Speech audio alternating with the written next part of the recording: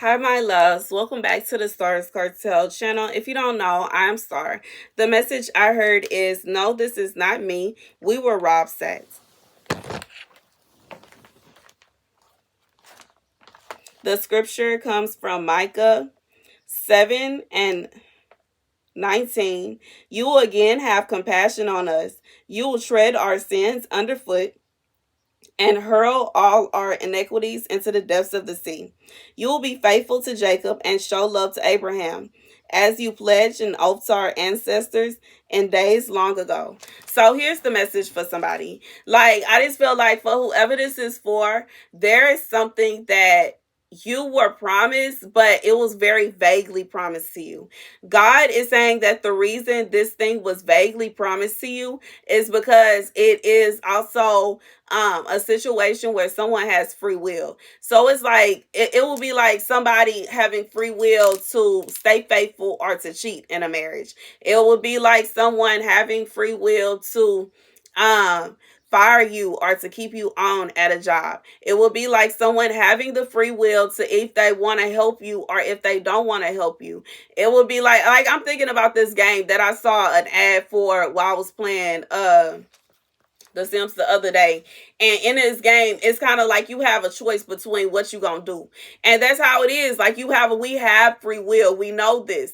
This is a fact. We have free will. People have free will if they want to judge you or if they want to be kind. People have free will of what they want to do and how they want to do it. You have a choice. And I just feel like with whoever this is for, God is saying the reason the situation is so vague, like you don't know exactly where you going to end up moving to. It could be a situation where you stay in your hometown. It could be a situation you move out of state. It might be a situation where you move out the country. It really depends on what happens.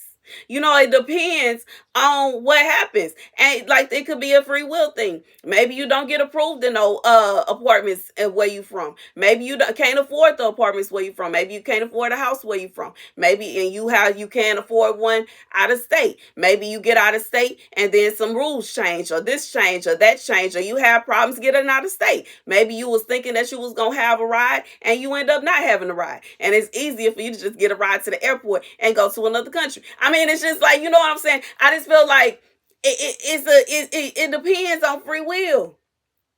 Because it depends on free will. You know what I'm saying? Because you don't really need nothing to move out the country. It's actually cheaper if all you have is a carry on and a purse. Okay.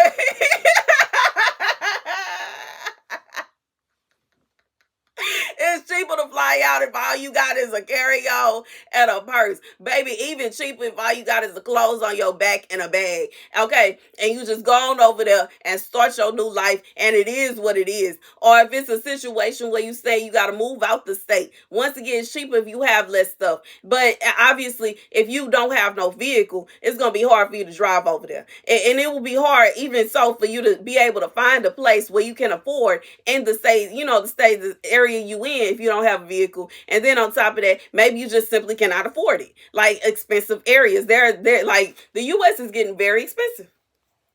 It is getting very expensive and out of touch with the people that live here. And the US is out of touch with the people that are adults. Okay. They are still in 20, 30 years ago mindset of thinking that people are making that much and everything is still cheap. And I don't know what's wrong with them. But they are confused. The adults that are now, the millennials that are now adults, we cannot afford nothing. We can't afford we barely can afford to breathe. We can't afford rent. We can't afford a car. We can't afford or to get to work or to get back from work. We can't afford to go out and hang out with our friends. We can't afford to get married. We can't afford to have kids. We can't afford the delivery or the things that babies actually need. We can't afford nothing. And they looking at us like y'all lazy. Y'all want to do nothing. We can't afford y'all. We can't afford this here. And it's like all the cards were just laid out against us. Like we're gonna raise the prices on them, but we gonna make sure they don't make as much. And we gonna make sure they can't get no job. And we gonna ask them they need to have 30 years experience, even though they only been alive for 30 years. And we gonna tell them all these crazy. Baby, but that's the truth. Baby, but that's the truth. But that is the truth. It's the truth. It's the truth. It's the truth. This is all a free will situation. It's a free will situation. It's free will. Like, people have the right to do this. They have, when you own a business, or when you are in the management, or you in charge of HR, you have a right not to hire somebody based on whatever preference you have. You cannot hire somebody based on their race.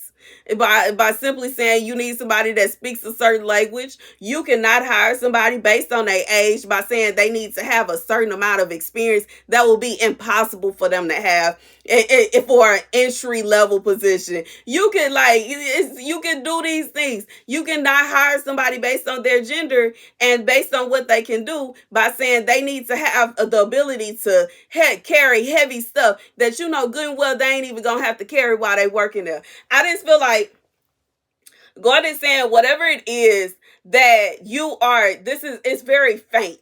Like, you don't know what's gonna happen. God said you don't know what's gonna happen because God it's in the air. It's so many things that go into play. It's so many things that go into play. And the sad part is, I just feel like regardless of whatever happens, it's going to impact. It's so many things that go into play. This could happen, that could happen, that could happen, that could happen. But understand, God has his A, B, C plan for you. It's not a situation where you just going to be down and out and you're not going to have nothing. It's not going to be a situation where you're going to be out in the cold. It's not going to be a situation where you're going to be lost and confused and out on the street. It's not going to be a situation where you just going to have to go and be, you know what I'm saying, with the abusive, crazy person over there. Or you going to have to bend to this person will. Or you going to have to go groveling at somebody's feet. God said he's not going to put you in that kind of position. But at the same time, everything, you have to understand that when it comes down to a situation where another person's decision is at hand, somebody can decide not to help you get a car. Somebody can decide not to sell you a car. Somebody can decide not to approve you for credit. Somebody can decide that they're not going to lease an apartment to you. Somebody can decide that they're not going to help you find a house. Somebody can decide that they're not going to accept your down payment. Somebody can decide so many things. There are so many factors that could go into the situation of whatever it is that you got going on. Yeah, just like I said with a husband, he can decide that he don't want to be with you and he want to chase after the person over there. He can decide that he going to do this right now and he going to do that right now. He can do all these things. And but that's the message. I just feel like that is the message. But God is saying that he does have compassion over you. He loves you. It's not a situation where God is not being compassionate to you. It's not a situation where God is not being faithful to you. It's not a situation where God has thrown you out in the cold. But you have to understand that this is like a situation where anything could happen. It could be a situation where you're going to be good in any situation. Like, I just feel like for whoever this is for, you are stressing and you are worried. And God said you have no reason to stress. You have no reason to worry. No matter what happens, you gonna be okay. You gonna be okay. Everything is fine. Everything is fine. Okay?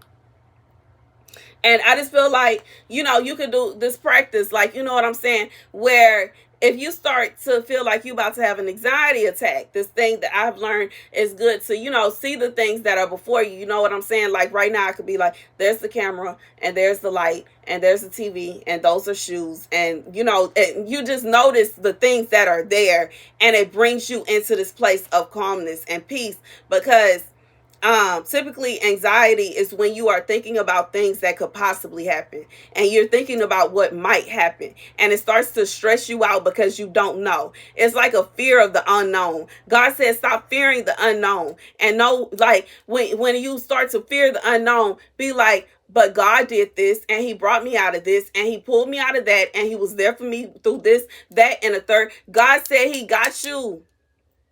Stop worrying yourself. Stop stressing yourself. Chill.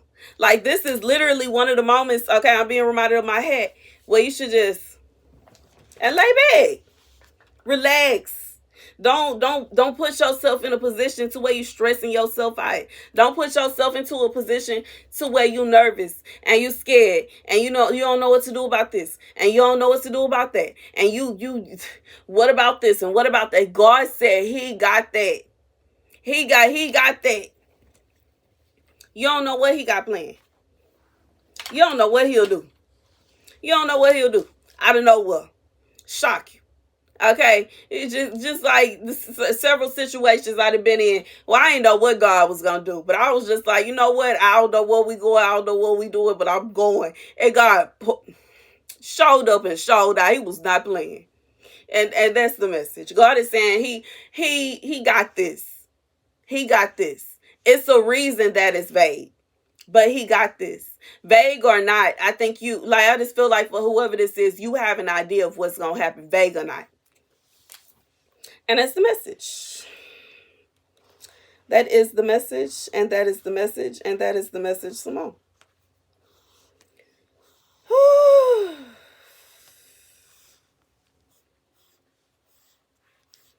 Okay. That's the message, y'all. Thank you guys for watching. Be sure to like, share, and subscribe. Deuces.